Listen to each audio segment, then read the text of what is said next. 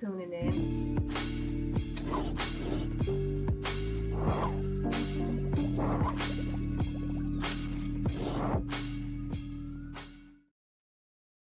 Hey, what's up, Hollow News family? Welcome to another episode of the Can We Talk podcast, our show where we talk to dope people in the community doing dope things, and today is no different. I'm your girl, Janae Tate, founder of Hollow News, and this podcast is powered by our platform.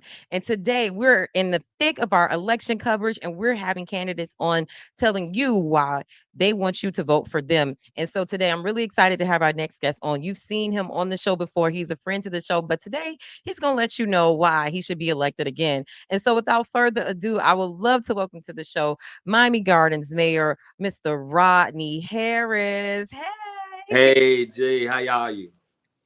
I'm good. How are you? I'm great. I'm great. I'm great. A little tired, but good. A little tired, Look, but I know it's overtime with you running the city and campaigning. Like, I know you got to be eating your Wheaties right now. I am. I'm trying to eat the weeds and stay strong for the people of this community.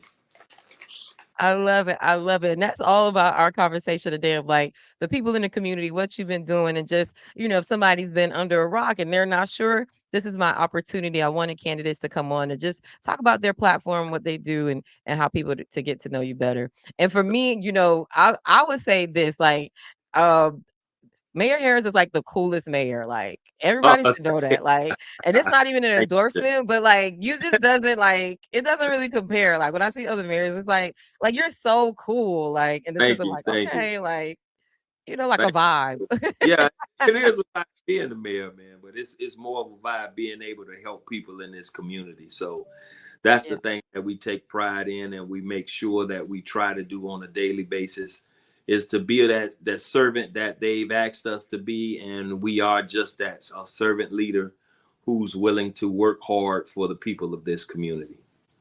Oh, that's what's up. And that just leads me right into my first question.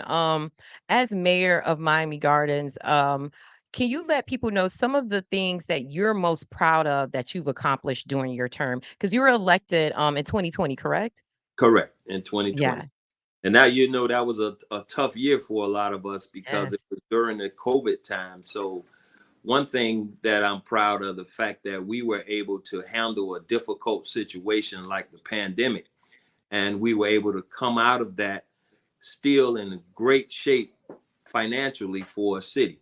I think we're in better shape than a lot of cities in Miami-Dade County and a lot of cities in Florida. Our reserves right now are around $51 million. So Wow. we're doing extremely well. Some of the other things that I'm proud of, the fact that we were able to help the people of this community, some of our elderly residents, by providing some funding so that they can get their houses remodeled. Some of them needed roofs, some of them needed plumbing situations taken care of, and we were able to use some of the money that we got from Formula One to help those people out. It was about, altogether, I think we did about 25 to 30 homes, but some of the major homes, it was about 15 homes that really needed remodeling, and we were able to do just that. So I'm proud of that, and I'm proud of the fact that we're not going to raise taxes this year. Our tax base is going to stay the same. At the millage rate will be at 6.9%, and it has been that way for the past 11 years. So we're Wow. proud to say that in the city of Miami Gardens, as our property values increase and as our taxable value increase, we've gone from being a city that was a few years ago around $3 billion to now a city's taxable value of $8.7 billion, and we're growing. And so that is some of the great things that we were able to do. We also annexed the area on the east side of Miami Gardens, so that's going to bring more revenue into the city.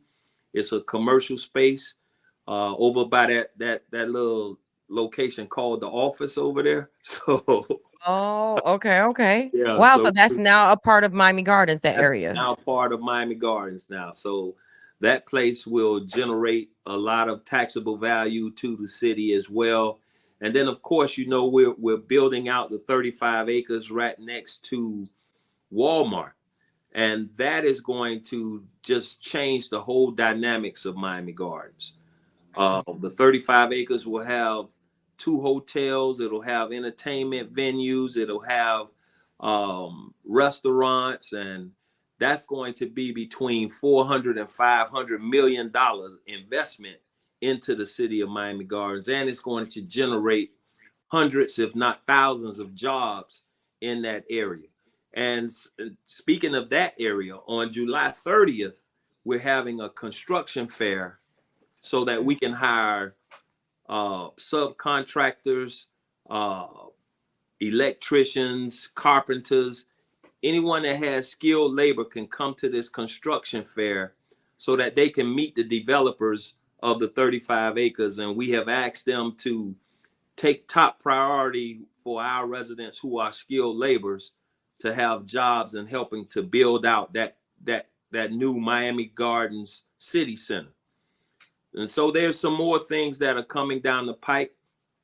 We have our performing arts and entertainment I'll ask area you about that. I'm like, is that coming too? that's coming too. We're going to have a um, what is it called? I had a brain freeze there. But yeah, we're gonna have a performing arts center in that Pace area. That's going to be right adjacent to City Hall, and at that Oh, and performing arts, that sandy area over there, would that yeah, be right it? on the other side of City Hall, next to that other building called, I won't The say, Mint? yeah,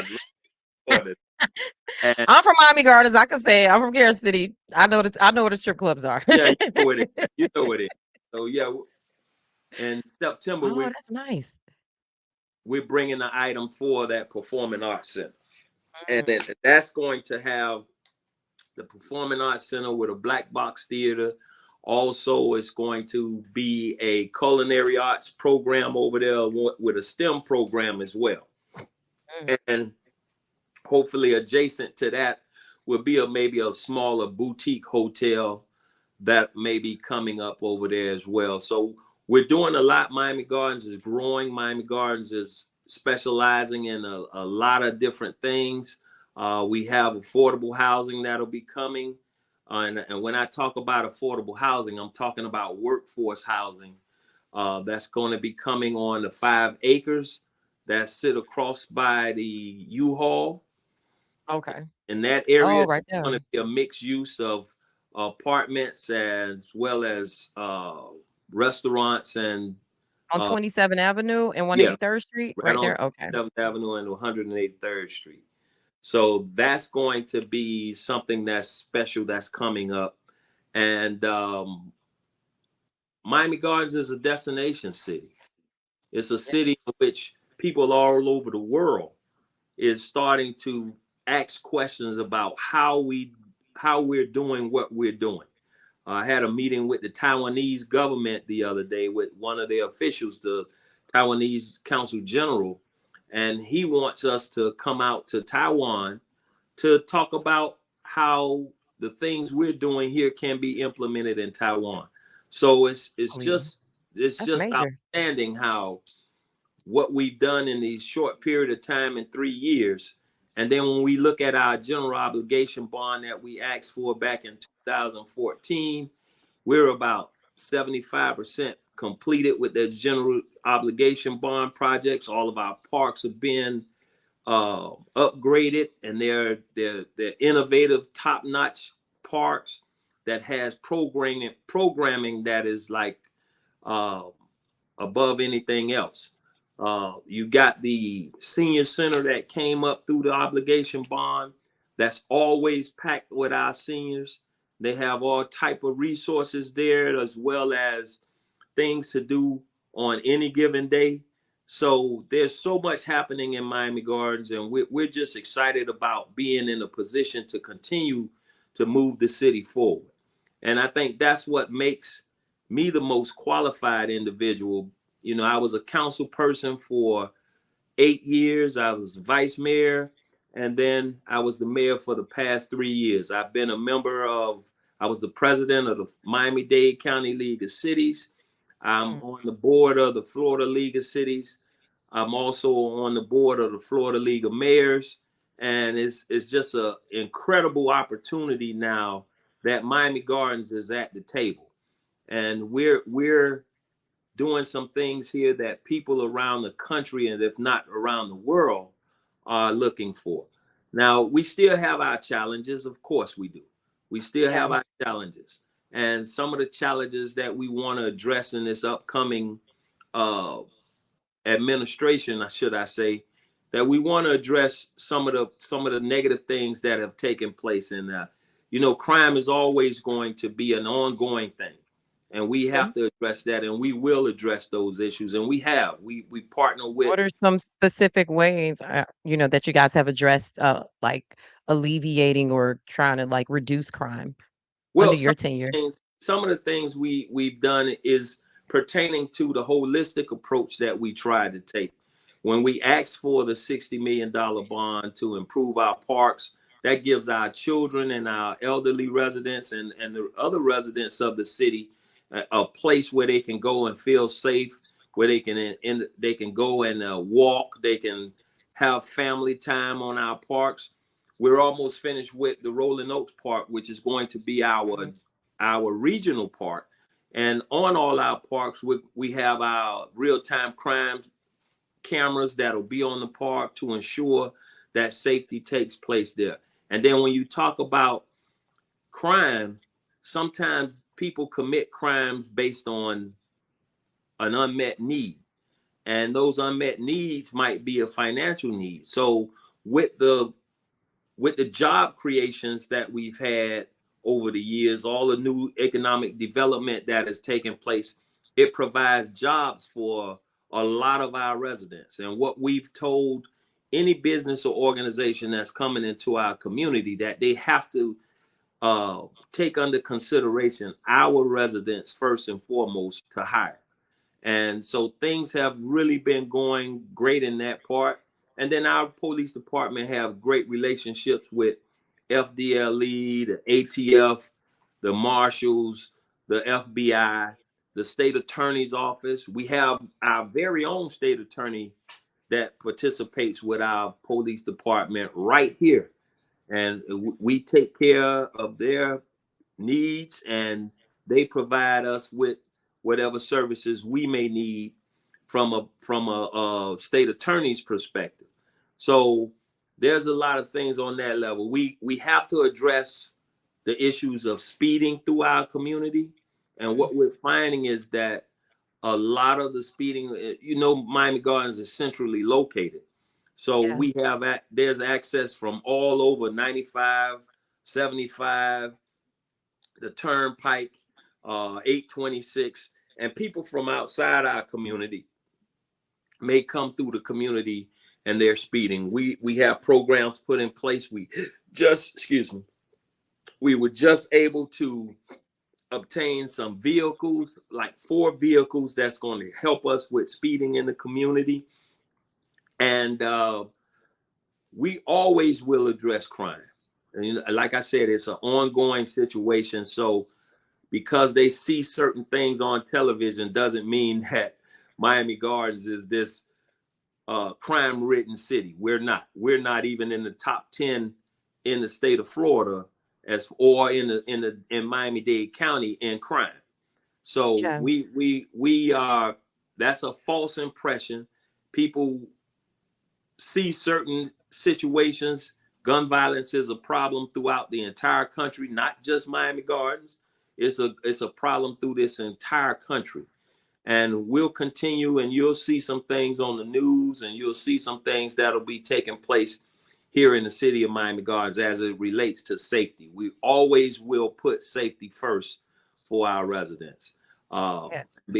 Besides the safety and those issues, some other Well, concerns. Yeah, before you move on to another issue, I wanted to ask a question in regards and definitely want to make a comment about like the appearance and the media's coverage of Miami Gardens, and yeah, just black cities in general, is problematic, especially when people who don't look like you and I are in control and they don't understand the impact that it has on the residents and the businesses in that city. So, the question I had to you, because in my own research, when I've looked at a city like Miami Beach, and not to call them out, I've seen in the past where their crime rate was higher than Miami Gardens crime rate, but you wouldn't Wait, know that by looking at by the looking at the news. news. Yeah, So yeah. it's like a lot of times who tells our stories and who covers us plays a huge difference, which is why I created this platform as Ex- well.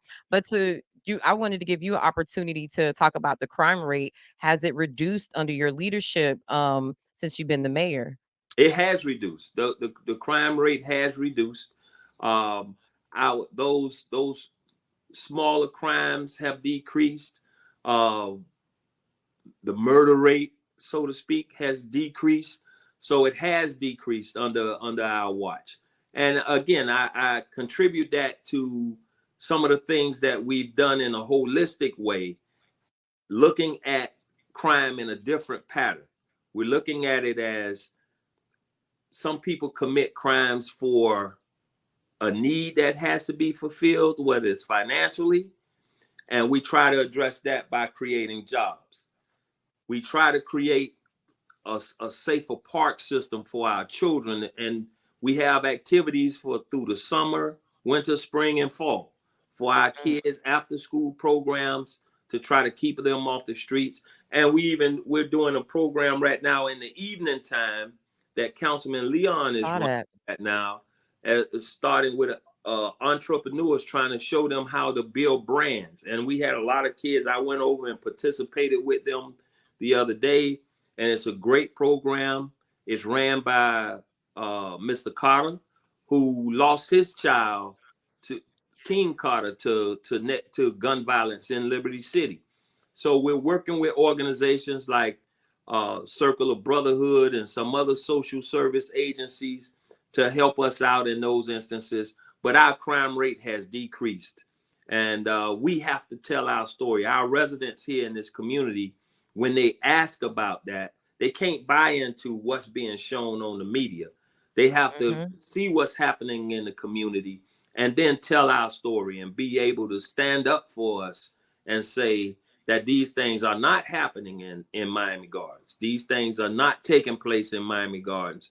When you hear Miami Gardens Drive, you know Miami Gardens Drive run from all the way out in Aventura all the way Mhm. west to Miami Lakes. So everything that you hear on Miami Gardens Drive in the morning times is not always in Miami Gardens.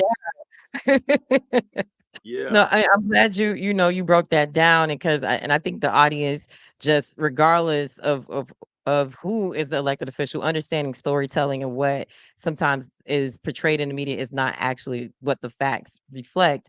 And just to pivot a little bit to talk about something that was in the media, Copa America came to Miami Gardens, and the big thing that I've seen on social media was talking about traffic and major events coming to the stadium. I mean, coming to the stadium and how that impacts residents. I would like to know, what are some of your like plans, things you've done to like improve traffic in the city, and some things that you plan to do, because it's been a source spot for a lot of residents of like how they maneuver that. Yeah, and again, the stadium been putting on events for the past 40 years since they've been built over. And sometimes I think we get to a point where we kind of get things and blow it up a little bit for storytelling, so to speak.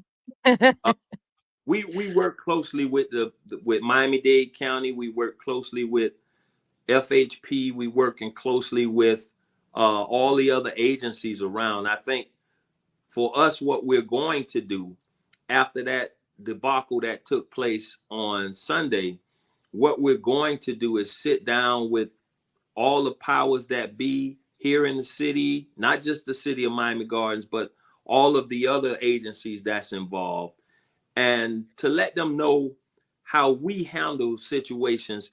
We have major events even that was bigger than that. When you talk about Formula One has about 100,000 to almost 200,000 people that Wow. go to the stadium, and we haven't had issues with all of them rushing the gates and things of that nature. Sometimes people from different places may not understand the culture here, and we may not understand their culture as well. So we have to understand when events are coming to the stadium that we got to work closely with all the parties that be. Our police department is just, they're there to assist.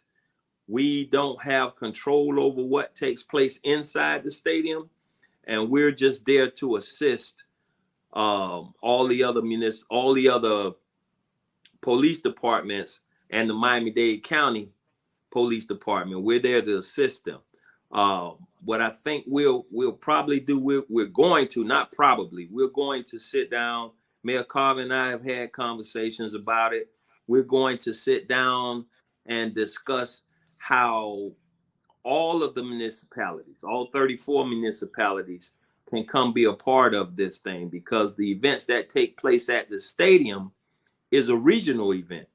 Those Mhm. events, people all over this entire region capitalize and benefit from the financial gain of the events that take place over at that stadium. So some of the other municipalities may need to do their part and maybe help us out with some of their police officers and things of that nature. So that's something we'll talk about. But Mhm. I think that this kind of incident like that will happen at Copa. It has to be a better understanding of the culture of how soccer and football and things of that nature is such a big event when it comes to events that's around the world. Soccer is one of the biggest events in the world. Yeah. And this was really the first time we had a major soccer event like that. Yeah. So it's a learning experience, and we'll continue to learn from it and grow from it. We provide our residents who live close to the stadium with certain passes that they can have in their car to get by some of the traffic. But some of the agencies that we work with who handle those outside roads, like FHP, they handle the state roads, and we have state roads, county roads, and the city roads. So Mm. city roads and some of the county roads and even the state roads are ran by certain different organizations. Gotcha. So I think all of us have to get on the same page and then understand the dynamics of this city, that the stadium sits in a place that's surrounded by residential areas. So in that being the case, they have to understand how our residents need the opportunity to get in and out. And we'll talk about that more, and we'll get them to understand when they see residents with those placards in their car saying that, hey, I'm a resident here in Miami Gardens and I need to go this way to get to my home, that they can have some priorities in doing so. So we're going to sit down and really have the conversation now about how we can handle bigger events, because Mhm. the events are getting bigger and bigger and bigger. Yes. So how we can handle these major events without causing a backup or chaos in our city.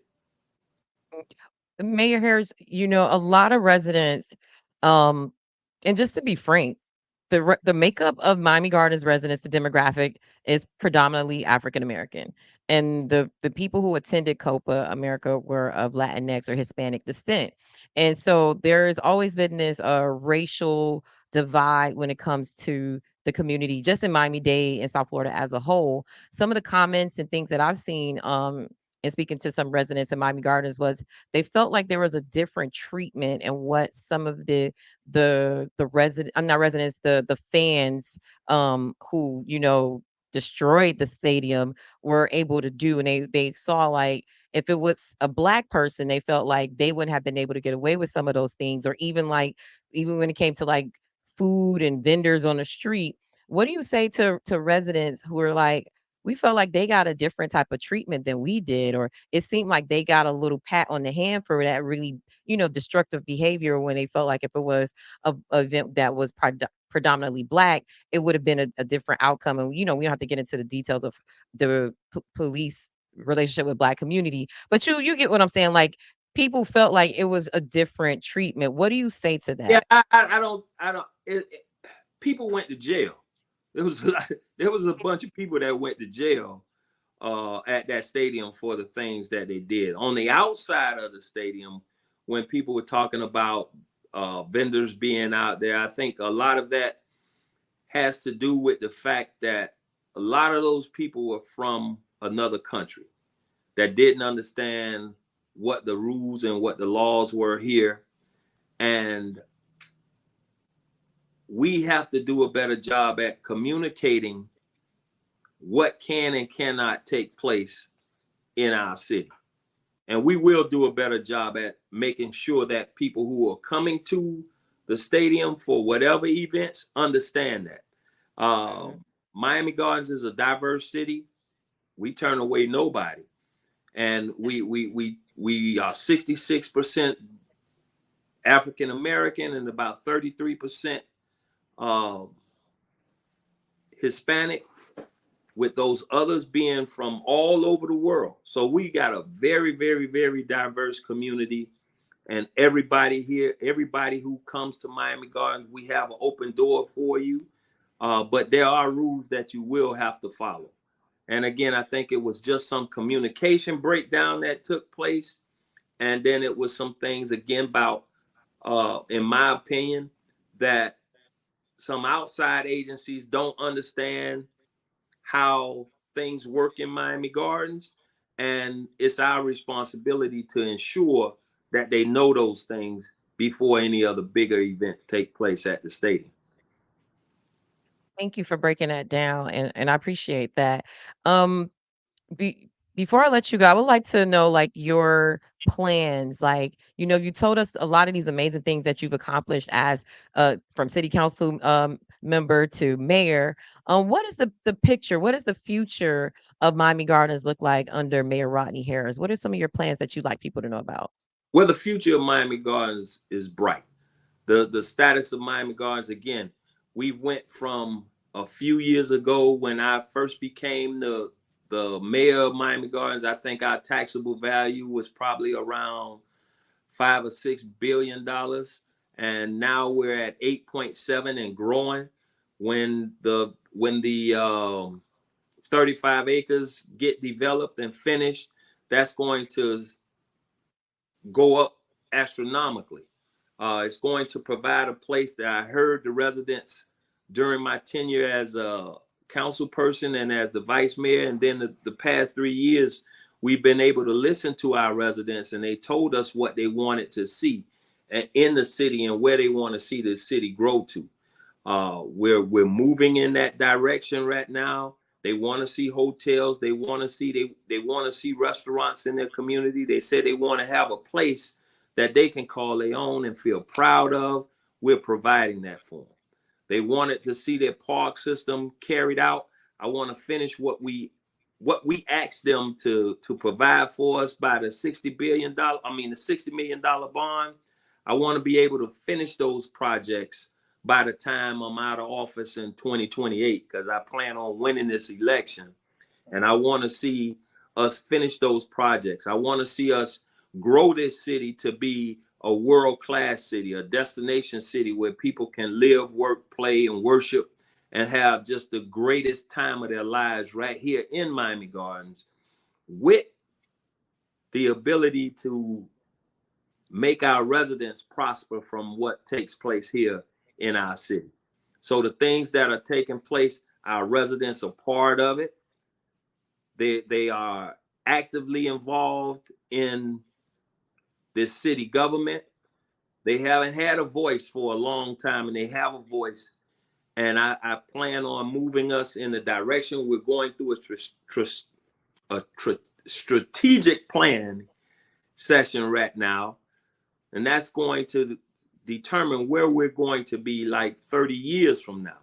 We're not strategic planning for today or tomorrow. We're looking for the future of Miami Gardens. So I want to put a plan in place so when I am out of office after this second term in 2028, the only thing that you would have to do if you're coming into this seat as mayor in 2028, not now, but in 2028, in 2028, you come into this seat, all you would have to do is drive the car without shifting the wrong gears. That's all you'll have to do, because the plan would be put in place for this city to continue to strive for the next 30, 40, 50 years. So that's where we want to be. That's where we plan on being. We're going to continue to do things that will help our residents feel safe. We're going to do things to keep us financially sound. We're going to do things to keep us being in a position where Miami Gardens can say, and the residents of Miami Gardens can say, and those that are outside of this city can look at us and say, that city has done the right thing with the right people. And I am that person to be the next mayor of Miami Gardens for the next 4 years.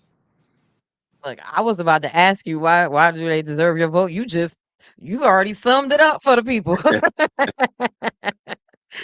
Mayor Harris, let people know about the election, like early voting, vote by mail. Like, when is your election day? Sure. Vote by mail has already started. Early voting will start August 5th, and it'll run through I believe, the 19th or the 7th, 18th of August. And the voting day itself is Tuesday, August 20th. I encourage you, if you already have your ballots, to go ahead and send your ballots in, send your mail-in ballots in. If you don't, you can come out and early vote. Early voting when it starts on the 5th of August. I think the first week it will be from 7 o'clock in the morning to 3 o'clock in the afternoon during the week. And on the weekends, it's going to be from, I believe, 11 to 7 on the weekends. And then that following week is going to be from 8 to 4 that following week, if I'm not mistaken. Don't quote me too much on it, but I think those are the times and the dates. But get out and vote. We encourage people to vote, because your vote matters and your voice matters. And then in November, make sure you get out. You definitely got to get out and vote in November, because we're electing a president. But August 20th is an important day, because you're electing your municipal and local elected officials. And I think on that level, that's where you get all the things that you need done. So we're excited about this election. We're ready for this election. You know, I know my competitors have probably come on some of these shows and said all these great things and portrayed the city as if we were poor city. We're a poor city that need the help of everybody. We're not that. We are Miami Gardens. We are not a poor city. And I sat in a forum where one of the candidates said that, oh, this is a low income area, and this is an area that is poor, and we need help, and I'm here to help. That's not true. We're not poor. We're Miami Gardens, and we're proud people here in the city of Miami Gardens, and we're going to continue to thrive. And so, we're going to help out with our school system. I got one of the candidates out there talking about how they want to bring charter schools into the community. We have public schools that need our assistance and need our help.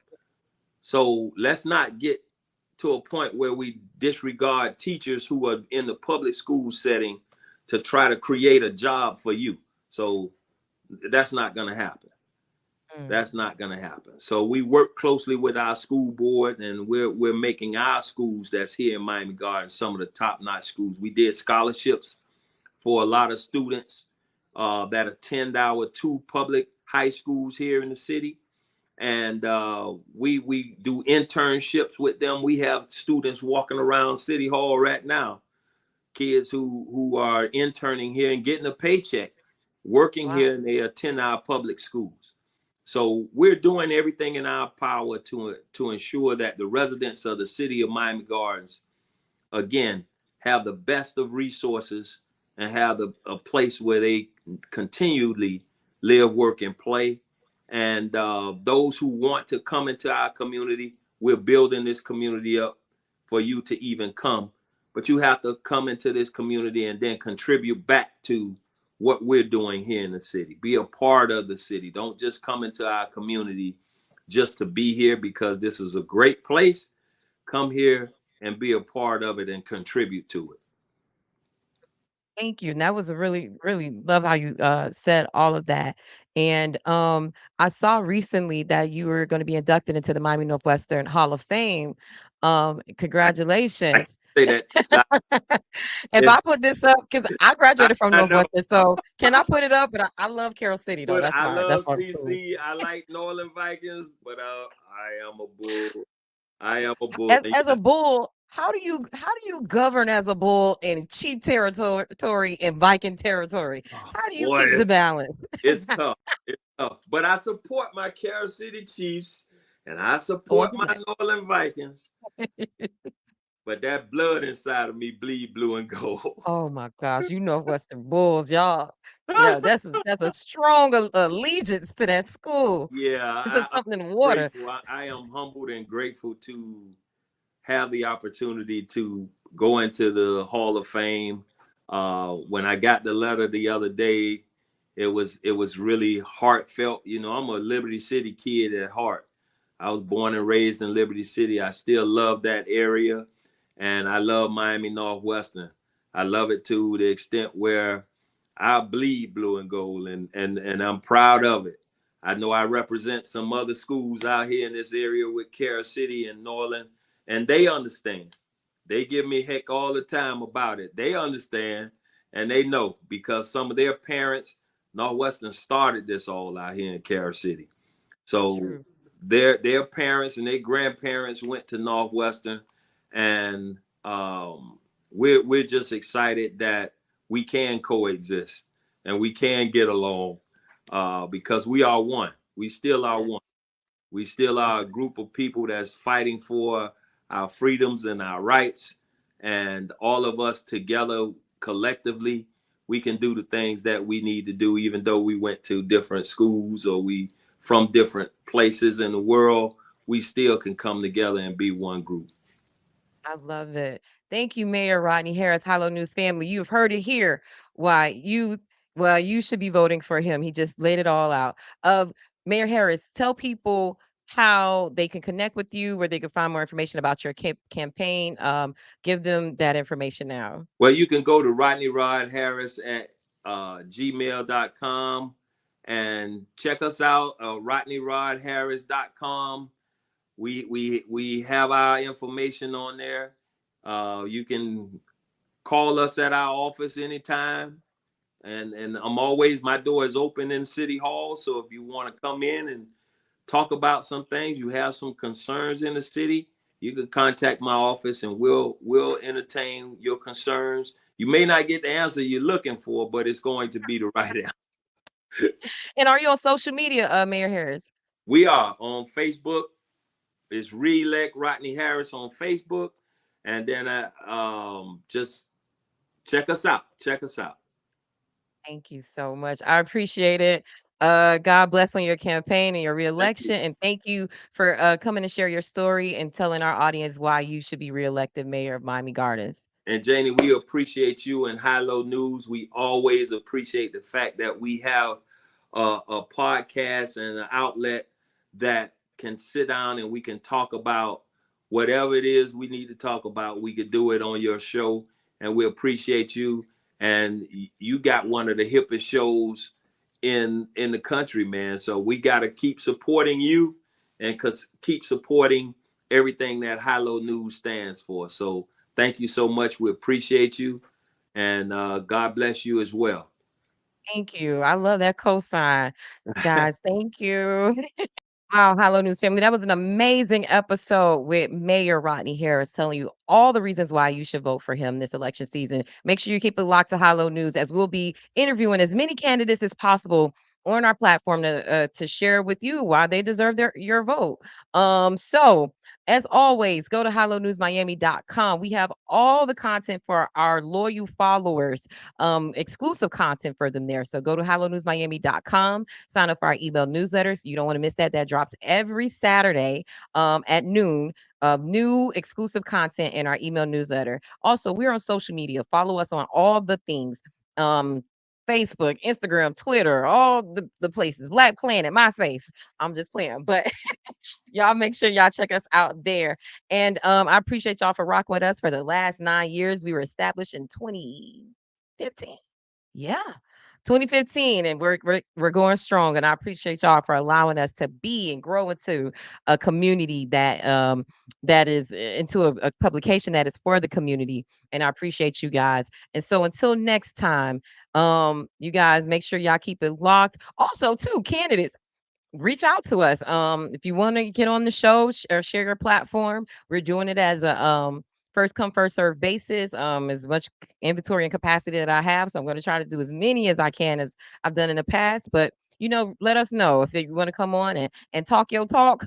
Come to High Low News and share your story. This is what we're here for. We see you guys next time. Bye.